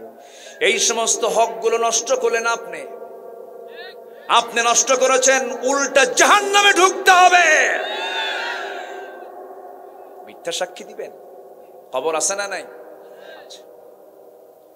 আমার ভাইয়েরা, আমি আপনি কেউ যাব, কেউ থাকবো না, দুনিয়া থেকে বিদায় নিয়ে নেব। আল্লাহ পাক আমাকে আপনাকে যে কোনো মুহূর্তে দুনিয়া থেকে উঠায় নেবেন। মালাকুল মউত প্রত্যেক দিন তাফসীর এসেছে, প্রত্যেক বান্দার কাছে 5 বার করে আসে। কয়বার করে আসে? 5 বার। ওনার কাছে 5 বার, আমার কাছে 5 বার, ওনার কাছে 5 বার। তাফসীর আসছে 5 বার করে মালাকুল মউত দেখে যায়, মাথা থেকে পা পর্যন্ত দেখে যায়। কিন্তু আল্লাহর তো অর্ডার নাই। আল্লাহ তাআলা অর্ডার যেদিন দিবেন সেদিন 5 বার আসা লাগবে না, আসা লাগবে মাত্র কয়বার? একবার আসবেন, জান কবজ হয়ে যাবে। কোনো রাজাও বাদ যায় নাই, কোনো নবীও বাদ যায় নাই, কোনো কাফেরও বাদ যায় নাই। সব একদিন মালাকুল মউতের সামনে মুখোমুখি হতে হবে। আমার নবীজির মতো মানুষ দুনিয়া থেকে বিদায় হবেন যখন, তিনি বলছেন, ও আমার আয়েশা, মালাকুল মউত মনে হয় চলে আসবে, যে কোনো মুহূর্তে আমার মৃত্যুর ফয়সালা হয়ে যাবে, আমি দুনিয়া থেকে বিদায় নিয়ে নেব। আমার নবীজির প্রথম স্ত্রী আম্মা জান খাদিজা রাদিয়াল্লাহু তাআলা আনহা ইন্তেকাল করেছেন মক্কায়। কোথায়? আর বাকি সব স্ত্রী ইন্তেকাল করেছেন সব মদিনায়। সব স্ত্রীর কবরগুলো মদিনায় আছে, কিন্তু আম্মা জান খাদিজার কবরটা আছে কোথায়? মক্কায়, মুআল্লা কবরস্থানে। আল্লাহ তাআলা আমাকে দেখার সুযোগ করে দিয়েছেন। মুআল্লা কবরস্থান, এরকম মাকবারা, কবর দেখলে আমরা সালাম দেব, জোরে বলি ইনশাআল্লাহ। কবরবাসীর সামনে গিয়ে একটু দাঁড়াবো, দাঁড়ালে আখিরাতের কথা মনে হয়ে যাবে। আমার নবীজি হঠাৎ করে দেখলেন খাদিজার মন খারাপ। নবীর কাছে এসে বলছেন, ইয়া রাসূলুল্লাহ, কেমন যেন মনে হচ্ছে, আমি মনে হয় বাঁচবো না। আমি যদি কোনো বেয়াদবি করে থেকে আপনি আমারে মাফ করে দিয়েন। রাসূল বলেন, খাদিজা এমন করে কোনোদিন তো বলো না, কি হয়েছে তোমার বলো। তিনি বলছেন, মনে হয় দুনিয়া থেকে বিদায় নেব। রাসূল কেমন সময় বলা হলো, তার 3 দিন আগে আমার নবীজির আপন চাচা আবু তালেব দুনিয়া থেকে বিদায় নিয়েছেন। আমার নবীজির চোখের পানি ফুরায় না। নবীজি বলছেন, খাদিজা, আমার আপন চাচা আবু তালেব মারা গেল, তুমি আবার কি বলো? হ্যাঁ হুজুর, আমার মনে হয় আমি বাঁচবো না, আমি আপনার কাছে 3টা জিনিস চাবো। রাসূল অবাক হয়ে গেলেন, আমার খাদিজা কোনোদিন আমার কাছে কোনো কিছু চায় না, বরং খাদিজা তার সমস্ত সম্পত্তিগুলো আমার হাতে তুলে দিয়েছে। খাদিজা আমার কাছে চায় না, সমস্ত স্থাবর অস্থাবর সব সম্পত্তি আমার হাতে যে মহিলা তুলে দেয়, সেই মহিলা আমার কাছে আবার কি চায়? তিনি বললেন, খাদিজা তুমি কি চাও? তুমি আজকে যা চাইবা তাই দিয়ে দেব। রাসূল বলছেন, খাদিজা কি বলবে বলো? তিনি বলছেন, আমি দুনিয়ার কোনো কিছু চাই না, আমি চাই আমার যদি মরণ হয়ে যায়, আমার লাশটা আপনি আপনার পিঠে বহন করে আপনি কবরের দিকে নিয়ে চলে যাবেন, কবরে শোয়া দেবেন। কবরের শোয়া দিয়া আপনি কবর থেকে উঠবেন না, আমার চেহারা আপনি কিবলামুখী করে দিবেন। আপনি কবরে দাঁড়ায় থাকবেন ততক্ষণ যতক্ষণ মালাকুল মউত, যতক্ষণ প্রশ্নকারীর ফেরেশতা মুনকার নাকির যখন না আসবে। মুনকার নাকির যখন চলে আসবে, আমার মনে হয় আমার এই টুটাফাটা আমল নিয়ে আমি 3টা প্রশ্নের জবাব দিতে পারবো না। আপনি আমার হয়ে মেহেরবানি করে 3টা প্রশ্নের জবাব দিয়ে দিবে। আমার নবীজি কাঁদতেছেন। নবীজি বুকের সঙ্গে জড়িয়ে ধরে বলছেন, খাদিজা তুমি আমার জীবনের সবচাইতে বড় স্মৃতি, তুমি যা বলবে তাই হয়ে যাবে, কোনো চিন্তা নাই খাদিজা, তুমি চিন্তা করো না। মালাকুল মউত চলে আসলেন, মা খাদিজার ইন্তেকাল হয়ে গেল। সিরাত গ্রন্থে এসেছে, আমার নবীজি তার কথা মতো তার লাশটা নিয়ে চলে গেলেন, কবরের দিকে নিয়ে চলে গেলেন। আমার নবীজি যেদিন খাদিজাকে হারিয়েছেন, সেই দিন থেকে শুরু করে নিয়ে মৃত্যুর দিন পর্যন্ত এমন কোনো দিন নাই যে দোয়ায় রাসূল খাদিজার নামটা বাদ দিয়েছেন। সব দিন দোয়া করেছেন খাদিজার জন্য। তিনি সবসময় চোখের পানি ফেলে ফেলে কেঁদেছেন। আম্মা জান খাদিজা দুনিয়া থেকে বিদায় নিলেন। বিদায় নেওয়ার সময় রাসূল তাকে বিদায় দিয়ে দিবেন, তার কথা মতো তার লাশটা নিজের পিঠে বহন করে কবরে নিয়ে চলে গেলেন। কবরে শোয়া দিলেন। কবরে শোয়া দিয়া আমার নবীজির চেহারা কিবলামুখী করে দেন, বারবার আসমানমুখী হয়ে যায়। জিবরিল আমিন বলছেন, ইয়া রাসূলুল্লাহ, খাদিজার চেহারাকে আপনি সোজা করতে পারবেন না, আরশের সঙ্গে সরাসরি তার চেহারার সরাসরি সম্পর্ক হয়ে। তিনটা প্রশ্নের জবাব দেওয়া লাগবে না আপনার। তিনটা প্রশ্নের জবাব দেওয়ার জন্য আর শাজিমের মালিক আল্লাহ যথেষ্ট, যে আল্লাহ নিজে খাদিজাকে সালাম দেয়। সুবহানাল্লাহ। কোনো চিন্তা নাই আপনার। আমার নবীজি কবর থেকে উঠে আসলেন, আম্মাজান খাদিজার মতো মানুষ, যে খাদিজাকে আল্লাহ নিজে সালাম দেন, সেই খাদিজা কবরকে দেখে আনন্দ করেন না ভয় পান? কবরটা কি আনন্দের জায়গা না ভয়ের জায়গা? ওসমান জিন্নুরাইনের মতো মানুষ, ওসমান জিন্নুরাইনের মতো মানুষ, দুনিয়াতেই যিনি জান্নাতের সংবাদ পেয়েছেন, কবরের কথা মনে করলে পরে শিশুর মতো কাঁদতেন। কিসের মতো কাঁদতেন? শিশুর মতো হাওমাও করে কাঁদতেন। আমার বন্ধুগণ, আজকে আপনার বাবা গেছে, আজকে আপনার ছেলে গেছে, আজকে আপনার নাতি চলে গেছে, আপনার বউ চলে গেছে, আপনার ভাই চলে গেছে, আমিও চলে যাব। একটা কবর দেখে যদি শিক্ষা না পাই, ওই লোকের মতো পোড়া কপাল আর দুনিয়াতে কেউ নাই। সব আমরা দুনিয়া থেকে বিদায় নেব। আমার ভাইয়েরা, আমার বন্ধুগণ, সেই পরকালীন জিন্দেগির কথা মনে করে আমি আপনাদেরকে আজকে কয়েকটা কাজ দেব। এক নাম্বার কাজ হলো, আজকের মাহফিলে যারা আসছেন সবার কাছে আমার জোর একটা দাবি, আমরা কি একই সাথে সবাইকে আরো শাজিমের ছায়ায় থাকতে চাই নাকি? সবাইকে থাকতে চাই। আমি আপনি সবাই মিলে থাকবো, একসাথে থাকতে রাজি আছেন সবাই? বাড়ির সন্তান কেমন করে বুঝাবেন, মেয়েটাকেও বুঝাবেন, মেয়েকে বলবেন মা বোরকা পর, পর্দা কর। একই সাথে দুনিয়াতে যেমন থেকে গেলাম, জান্নাতের মধ্যে একসঙ্গেই থাকবো আমরা। পর্দা কর মা, নামাজ পড়। ছেলেটাকে আস্তে করে ডাক দিয়ে কথা বলবেন। আর আখিরাতে গিয়ে আমরা অন্য কোনো জান্নাতে থাকবো না, এক জান্নাতে থাকবো। আল্লাহু আকবার। এক জান্নাতে থাকবো। বউকে বলবেন, বউ জান্নাতের মধ্যে তুমি আমার বউ হবে, অতএব তুমি আমার হক আদায় করবে, আমি তোমার হক আদায় করব। দুনিয়াতে সম্পর্ক গড়েছে, এই সম্পর্কের শেষ জায়গা হবে আমাদের জান্নাত। কি ঠিক কিনা বলেন? ওই রকম করে বউকে নসিহা করতে হবে। আমি সবার কাছ থেকে আজকে এক নাম্বার যে ওয়াদাটা নেব, সেটা হলো, এই যে মাহফিলে বসেছি আমরা, এই জায়গা থেকে বাকি জীবন যতদিন বাঁচবো আমরা নামাজ পড়ো 5 ওয়াক্ত। এমন সিদ্ধান্ত কি নেওয়া যায়? এমন সিদ্ধান্ত কি নেওয়া যায়? এটা হাত তুলে দেখেন তো দেখি, কারা কারা 5 ওয়াক্ত নামাজ পড়বেন? ইনশাআল্লাহ। আমি কিন্তু সবার হাত এখনো দেখি নাই। 5 ওয়াক্ত নামাজ আমরা কেউ ছাড়বো না। হাত তোলেন না কেন? তোলেন। 5 ওয়াক্ত নামাজ পড়তে হবে, পড়তে হবে।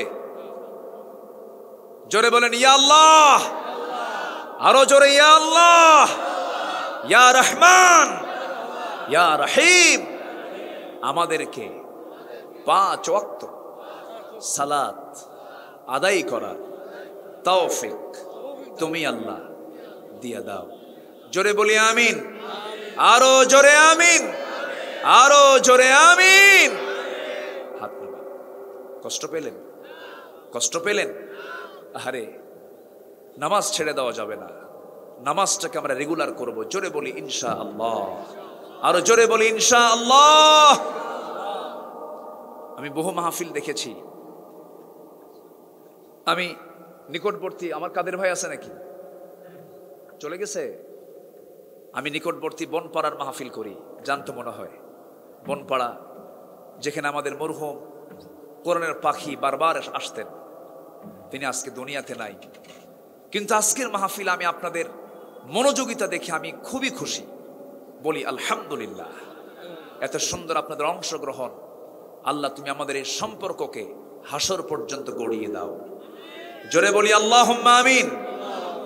এক সাহাবী রাসূলকে বললেন, ইয়া রাসূলুল্লাহ, আমি বেশি আমল করব না, আমাকে শর্ট কিছু আমল দেন, আমি সে আমল করে জান্নাত পেতে চাই।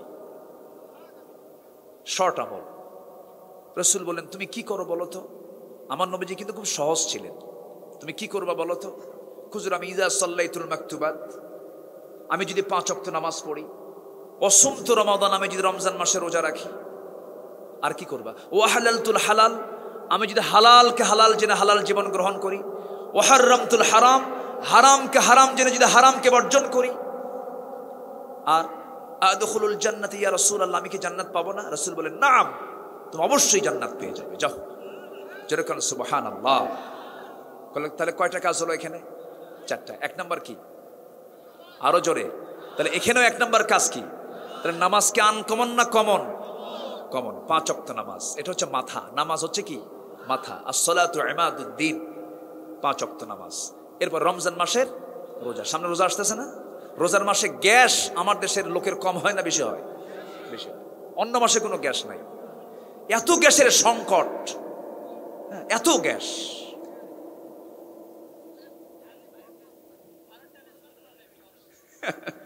এত সুন্দর মানুষ আপনারা, অবস্থা আপনারাও করেন দেখি, খুব ভালো, আলহামদুলিল্লাহ। রমজান, এক সাহাবী রমজান মাসে করছে কি? স্ত্রী সহবাস করেছেন। কি করেছেন? স্ত্রী সহবাস করা যাবে রমজান মাসে? রোজা রেখে কি স্ত্রী সহবাস করা যাবে? যাবে না। তো স্ত্রী সহবাস করে ফেলছেন। রাসূল কত সহজ ছিলেন দেখেন। রাসূল বললেন, সাহাবী কি কও? হুজুর কাম তো সারছি। কেন? নতুন বিয়ে করছি তো, আমার তো দুর্ঘটনা ঘটে গেছে। কি? স্ত্রী সহবাস করছে। রাসূল বলেন, কোনো কথা নাই, ভুল করলি কেন? কাফারা দে। হুজুর কাফারা কি? একটা না, 1 রোজার জন্য 2 মাস রোজা রাখ। কোরআনে আছে না নাই? আসতে বলবেন না, আছে না নাই? সাহাবী কয়, হুজুর আমার গায়ে এমনি কিছু নাই, অসুস্থ মানুষ, শ্রম দিয়ে খাই, আমি কেমনে আমি রোজাটা রাখবো? পারবো না। রাসূল বলেন, তা যদি না পারিস তাহলে 60 জন মিসকিনকে খাবার খাওয়া। হুজুর আমার তো টাকাই নাই। সুবহানাল্লাহ বলবেন না। আমার রাসূল বললেন, 2টা প্রস্তাব দিলেন। 2টা প্রস্তাবে সাহাবী অপারক, পারলেন না। হুজুর শারীরিক ক্ষমতাও নাই, আর্থিক ক্ষমতাও নাই, পারবো না, চুপচাপ আছে। আমার নবীজি কিছু বলতেছেন না। সাহাবী খুব ভয় পাচ্ছেন, এবার যে কি হয় আল্লাহ জানে। একজন কার্টুন ভরা খেজুর নিয়ে আসছে। কি নিয়ে আসছে? খেজুর।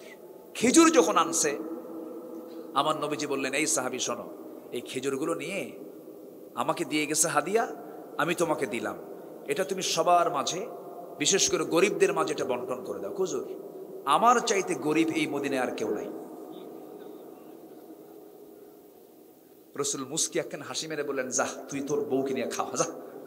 জোরে খান সুবহানাল্লাহ। ইসলাম কি কঠিন না সহজ বলেন তো? আমরা কঠিন বানায় নেই, ইসলামকে আমরা সহজ বানাবো। ইসলামকে আমাদের জীবনের সাথে সাজিয়ে নেব। জোরে বলি ইনশাআল্লাহ। আজকের মাহফিলে সিদ্ধান্ত নেব, নামাজ তো ছাড়বো না, সিদ্ধান্ত নিলাম। যাদের মুখে দাড়ি নাই, আজকের থেকে নবীজির এই সুন্নাহ, মুখে দাড়ি আর কাটবো না। অনেকে চিন্তা আছে, হুজুর কি বিপদে পড়লাম, বিয়ে তো করি নাই, এরকম চিন্তা আছেন নাকি? দাড়িতে আর খুর লাগাবেন না কারা কারা? কারণ মালাকুল মউত আসবে। কারা কারা খুর লাগাবেন না নতুন করে? কারা কারা খুর লাগাবেন না? যাদের দাড়ি আছে তারা না, দাড়ি ছাড়া দাড়ি রাখেন নাই, কারা কারা নতুন করে খুর লাগাবেন না? দেখে হাত তোলেন।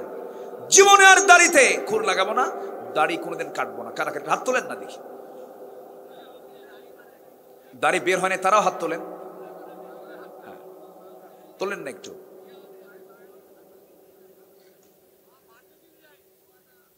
আচ্ছা যাক, হাত নামান, বলি আলহামদুলিল্লাহ। তুলছেন তো কিছু, কিছু তো তুলছেন, বলি আলহামদুলিল্লাহ।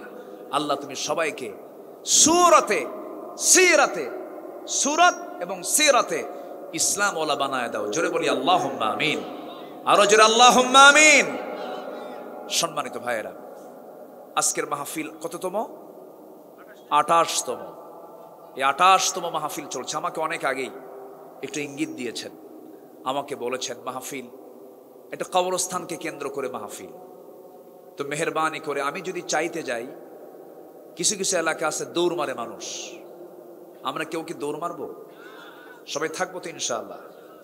মাহফিলের মূল আজকে একটা পর্ব, সেটা হলো, এটাও গুরুত্বপূর্ণ, কবরটাকে সংরক্ষণ করার নির্দেশনা ইসলামে আছে না নাই বলেন তো? যেন সেখানে গরু ছাগল না যায়, যত্ন থাকে।